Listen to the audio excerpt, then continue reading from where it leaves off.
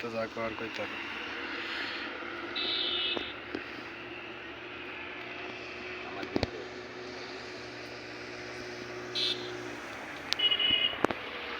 Hello guys, আমার এটা নতুন ইউটিউব আইডি। আমার আইডিতে সবাই সাবস্ক্রাইব করবেন প্লিজ।